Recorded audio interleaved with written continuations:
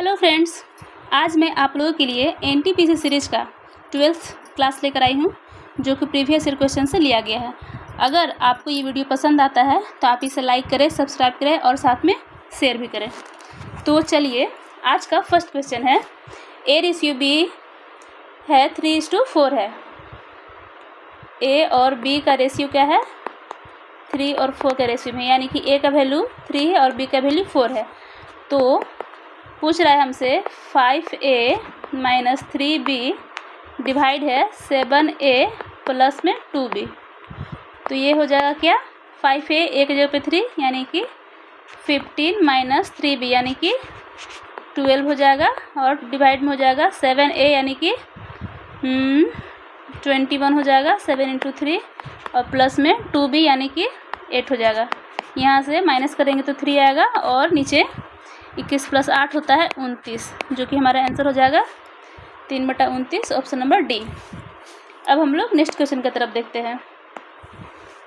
Next question है, एक चुनाव में एक उम्मीदवार जिसने 37% मत प्राप्त किए और विजयी उम्मीदवार से 5,20,000 मतों से हारा, ठीक है। उसके बाद बोल रहा है इस चुनाव में दोनों उम्मीदवारों को डाले गए मतों की कुल संख्या। इसका मतलब ये कि टोटल जो है, टोटल वो पूछ रहा है, टोटल संख्या पूछ रहा है जो उम्मीदवार लोग का है। सबसे फर्स्ट में देखते हैं कि 37% जो है, जो हारा उसको मिला, यानी कि जो हारा उसको मिला 37%, ठीक है। अगर टोटल 100% था तो उसमें अगर 37% को अगर हम लोग माइनस कर देंगे तो ये वो निकल जाएगा जो कि विजयी उम्मीदवार को मिला था, जो जीता था उसको मिला था। इसका मतलब ये 63 जो हो गया, ये मिला था उसको जो जीता था, ठीक है। और इसी के बारे में बोल रहा है कि इन लोग दोनों का अंतर है 5,20,000। इसका मतलब ये कि 63 माइनस में 37 इक्वल टू क्या हो जाएगा? 26। ये 26% का वैल्यू ही बोल रहा है 5,20,000, यानी कि 26 का वैल्यू बोल रहा है 5,20,000। तो यहाँ से 100% निकाल देंगे, यही तो टोटल है उम्मीदवार। तो क्या हो जाएगा हमारा? 26 से 26 2 52 4 0। इसका मतलब ये हुआ 2 के साथ में 6 0 हो जाएगा। ये हमारा हो जाएगा आंसर, जो कि ऑप्शन नंबर डी में है। अब हम लोग नेक्स्ट क्वेश्चन देखते हैं। नेक्स्ट क्वेश्चन हमारा है, उन दो गोलों के आयतनों का अनुपात ज्ञात कीजिए जिनके वक्र पृष्ठों के क्षेत्रफलों का अनुपात दिया हुआ है 1:4। और हम लोग वक्र पृष्ठ का क्षेत्रफल यानी कि CA से क्या होता है हमारा गोला का? 4πr² होता है। CSA = होता है 4πr², ठीक है।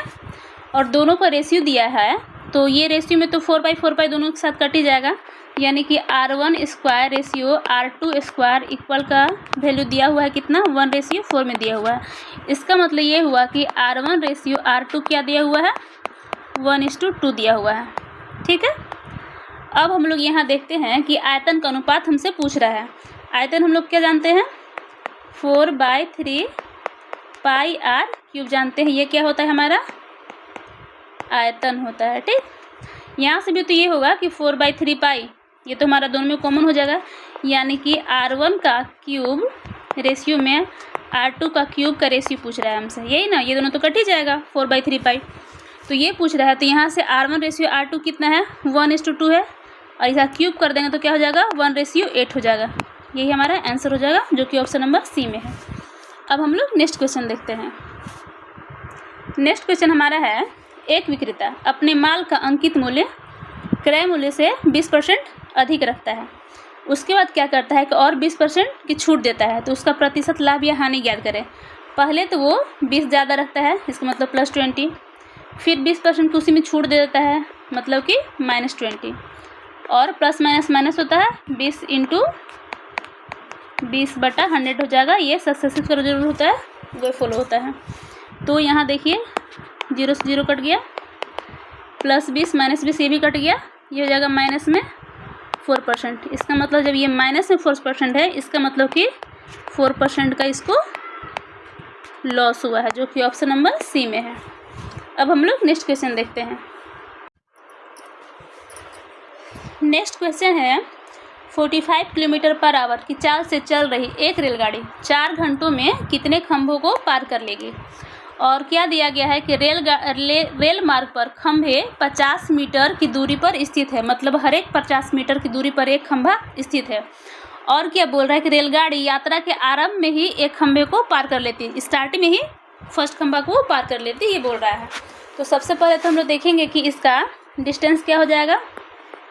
ये हो जाएगा 45 × 4, यानी कि 4 घंटा में कितना किलोमीटर चलता है, तो 45 × 4 हो जाएगा 180 किलोमीटर हो जाएगा। ठीक है, अब हम लोग मीटर में है तो मीटर में चेंज कर देते हैं, यानी कि 180 में 1000 से गुना कर देते हैं, तो ये हमारा मीटर हो जाएगा। ठीक है, अब इसी डिस्टेंस को वो ये 50 मीटर की दूरी पर जो है खंभा, उसी को पार करना है, तो क्या होगा, यहाँ पे डिवाइड कर देंगे 50 से, तो प्रत्येक कितना खंभा है वो निकल जाएगा। यहाँ से पहले ये देख लेते हैं, तो खंभा निकलेगा प्रत्येक, तो 50 से करेंगे तो क्या हो जाएगा, 50 से 2 बार में हो जाएगा 100 0, यानी क्या हो जाएगा 18 दूना 36, और ये डबल 0 हो जाएगा।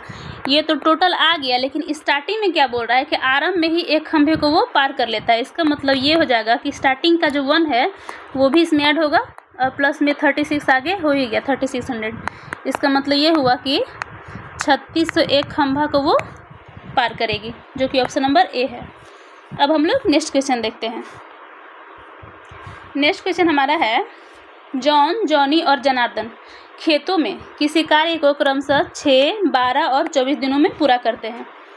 6 दिन में, 12 दिन में और 24 दिन में इन लोग तीनों पूरा करते हैं अलग अलग। ठीक है, वे एक साथ मिलकर उसी कार्य को कितने दिनों में पूरा करेंगे। अब इन लोग साथ ही मिलकर करते हैं, इन लोग तीनों का एलसीएम क्या हो जाएगा, ये तो 24 हो जाएगा, जो कि टोटल वर्क हो जाएगा। यहाँ से 6 चौका 24, 12 दूना 24, 24 कम 24। ठीक है, तो टोटल वर्क को कितने एफिशिएंसी से कर रहा है, तीनों साथ मिल गए, यानी कि 4 + 2 + 1 7 एफिशिएंसी के साथ कर रहा है, तो ये हमारा टाइम हो जाएगा, जो कि ऑप्शन नंबर हमारा डी में है।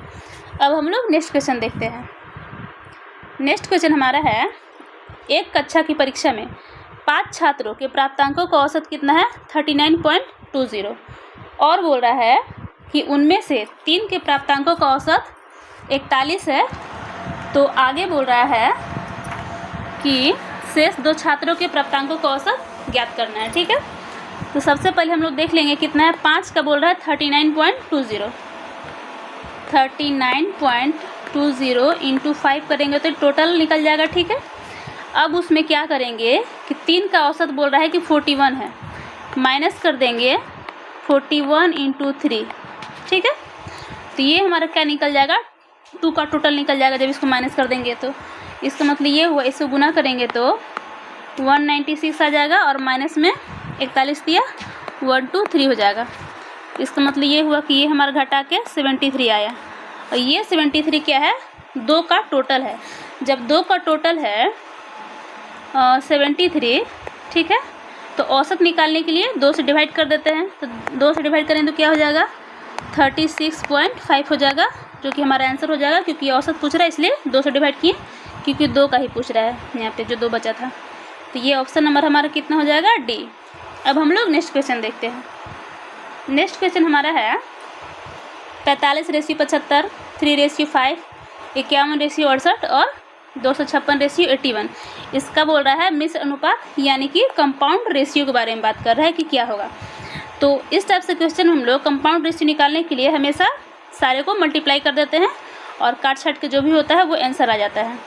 तो यहाँ पे देखते हैं 45 डिवाइड में 75 हो जाएगा, गुना 3/5 गुना 51/68 और गुना में 256 डिवाइड में हो जाएगा 81। ठीक है, तो अब हम लोग इसको काटते हैं तो क्या कटेगा, देखिए 15 से कट जाएगा, 15 × 3 = 45, 15 से 5 बार में 75। ठीक है, 3 × 3 = 9 हो जाएगा, और 9 9 यहाँ पे 81 हो जाएगा, ये भी सही है। ठीक है, अब यहाँ देखिए 68 को 4 से काटेंगे तो क्या हो जाएगा, 4 × 4 = 4, 4 × 7 = 28, और ये 4 से काटेंगे तो 4 × 6 = 24 और 4 × 4 = 16 हो जाएगा। ठीक है, यहाँ 17 से काटेंगे तो 17 × 3 = 51 हो जाएगा, और फिर देखिए यहाँ से 3 से काटेंगे तो 3 3 9 हो जाएगा। और उसके बाद भी कुछ कट रहा है, उसके बाद कुछ भी नहीं कट रहा है। इसका मतलब ऊपर में क्या हमारा बच गया 64 बच गया, और नीचे में हमारा बच गया 50 25 दिया 75 बच गया। ये कौन सा ऑप्शन है मेरा है 64 बचा 75, ऑप्शन नंबर ए है, और यही हमारा आंसर हो जाएगा। अब हम लोग नेक्स्ट क्वेश्चन देखते हैं। नेक्स्ट क्वेश्चन हमारा है बिग मार्ट कार्ड से भुगतान करने पर 5% की छूट देता है। ठीक है, ये क्या करता है कि 5% की वो छूट देता है। आगे बोल रहा है कि किसी वस्तु पर 10% का लाभ प्राप्त करने के लिए, 10% का लाभ यानी कि 110, ये प्राप्त करने के लिए अंकित मूल्य क्रय मूल्य से कितने प्रतिशत अधिक होना चाहिए, ये बोल रहा है। तो 110 प्राप्त करना है, CP तो हमारा 95 है, और चाहिए हमको कितना 110, यानी कि 95 में से 110 एक्स्ट्रा है, यानी कि 10 5 15, ये 15 CP से कितना परसेंट है ये बोल रहा है, यानी कि 95 का ये 15 कितना परसेंट है, इसके बारे में बात कर रहा है। क्योंकि यही बोल रहा है कि क्रय मूल्य से कितना प्रतिशत, ये क्रय मूल्य हमारा हो गया ना, इससे कितना प्रतिशत अधिक होना चाहिए।